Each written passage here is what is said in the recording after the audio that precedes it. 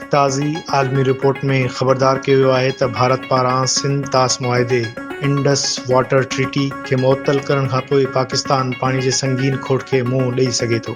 Sydney में क़ाइम institute for economics and peace जे इकोलॉजिकल थ्रीट रिपोर्ट 2025 मूजिबि हिन फ़ैसिले खां पोइ भारत खे सिंधु दरिया ऐं हुन जे ओलह नदियुनि वारनि वहकरनि ते कंट्रोल हासिल थी वियो आहे, जेको सिधी रीत पाकिस्तान लाइ ख़तरो बणिजी सघे थो।